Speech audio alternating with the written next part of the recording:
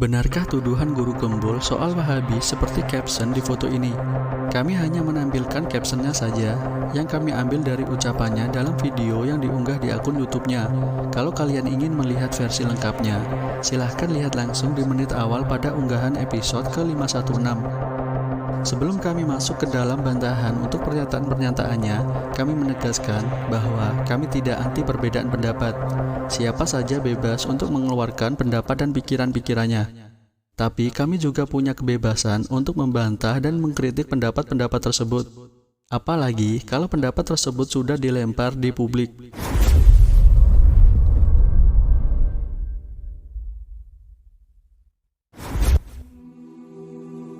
Bismillahirrahmanirrahim. Assalamualaikum warahmatullahi wabarakatuh. Semoga kita semua selalu dalam lindungan Allah Subhanahu wa Ta'ala. Jadi dalam video YouTube Guru Gembul pada episode 516, dia mengatakan, zaman sekarang orang yang dituduh Wahabi tidak mau mengakui dirinya Wahabi. Padahal sejarahnya ketika Syekh Muhammad bin Abdul Wahab menyebarkan ajarannya dengan kekerasan, para pengikutnya bangga dengan itu. Dan bahkan itu ditulis dalam kitab-kitabnya. Kurang lebih seperti itulah pernyataan dia. Sekarang bantahan untuk pernyataan Guru Gembul. Benarkah Syekh Muhammad bin Abdul Wahab menyebarkan ajarannya dengan kekerasan? Disinilah letak kesalahan dia. Dia tidak paham sejarah Wahabi. Mungkin dia cuma modal googling saja. Dan parahnya lagi, dapat artikel yang dari para pembenci dakwah Syekh Muhammad bin Abdul Wahab saja. Maaf, tidak ada maksud untuk menggurui. Buat teman-teman yang belum tahu sejarah Wahabi, kami akan paparkan sejarah Wahabi secara singkat. Jadi, sebenarnya Wahabi ini sudah muncul sekitar abad kedua Hijriah di Maroko, Afrika. Dan nama Wahabi ini dinisbatkan kepada pendirinya, yaitu Abdul Wahab bin Rustum. Memang benar, Wahabi ini adalah kelompok Khawarij radikal yang suka mengkafirkan dan membunuh yang tidak sepaham. Dan aneh bin ajaibnya, tiba-tiba nama Wahabi ini dinisbatkan kepada Syekh Muhammad bin Abdul Wahab yang hidup sekitar abad 11 Hijriah. Jadi berbeda dalam kurun waktu 10 abad dengan Wahabi yang awal di Maroko.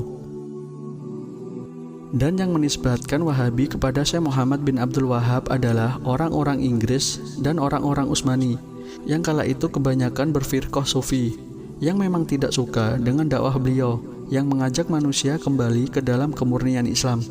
Bahkan kalau kita nilai dari segi penisbatan nama Wahabi kepada Syekh Muhammad bin Abdul Wahab, ini tidak benar. Kenapa? Karena nama beliau adalah Muhammad dan Abdul Wahab adalah nama bapaknya, sehingga seharusnya pengikut Syekh Muhammad bin Abdul Wahab dinamakan Muhammadi atau Muhammadiyah lah. Sedangkan penisbatan nama Wahabi yang benar adalah kepada Abdul Wahab bin Rustum yang ada di Maroko, Afrika. Jadi dinilai dari sisi penisbatan nama Wahabi saja sudah salah. Lalu bagaimana dengan tuduhan-tuduhan fitnah yang lain? Selanjutnya, benarkah orang-orang Wahabi zaman sekarang tidak mau menamakan dirinya Wahabi?